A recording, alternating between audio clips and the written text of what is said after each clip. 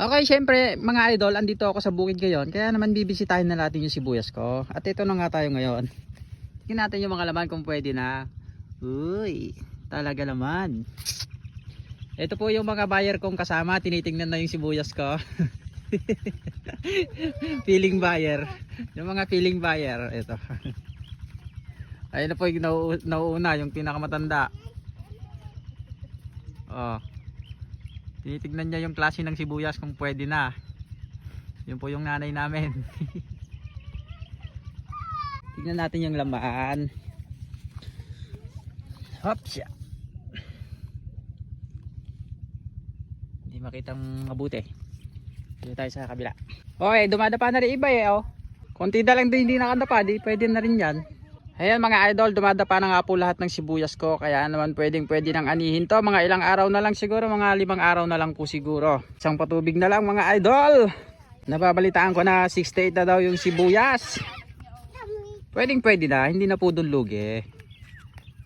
Ano ba mga buyer? Pwede na ba yung sibuyas ka?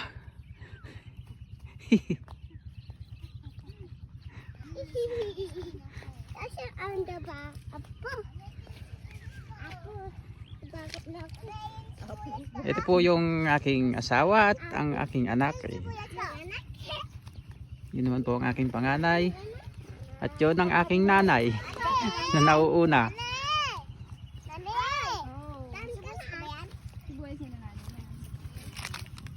Sibuyas ko lahat. Maganda rin itong gano'n. Aha. Kahit madalang ano. At ang tutit yung mambang araw. Lubos ka po. Uri no madalang nga kasta.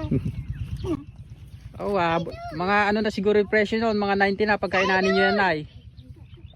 68 na ngayon eh. Doon sa kabila doon. Alika dito dap. Okay, tignan po natin yung mga laman ng sibuyas ko. Oops. Pwede na pong anihin. Ayun oh. Good size. Good na good ang size. Konting tiis na lang at malapit na kayong bunutin. Halos nakadapa na po silang lahat. Ito naman po yung nahuli kong sibuyas. Maganda na rin yung laman.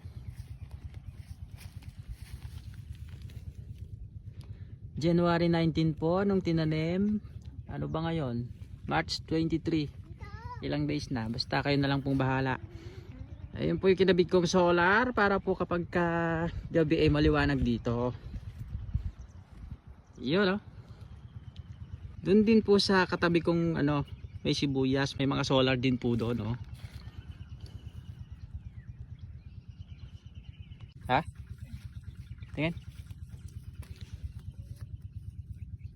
May laman na rin yan. Nakatago lang.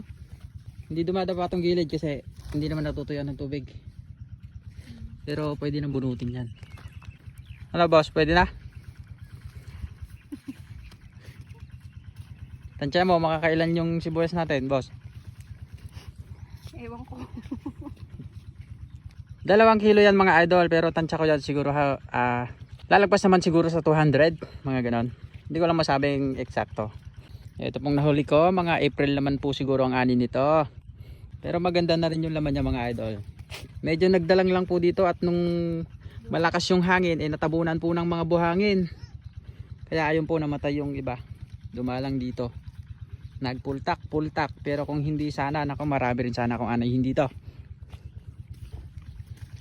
Ito ba yung nahuli mong tinanim yung panigang? Oo. Kaganda na din oh. Oo. Ayan, meron na po siyang tanim na sili. Ito po yung mga sili na nakatanim mo. Diba?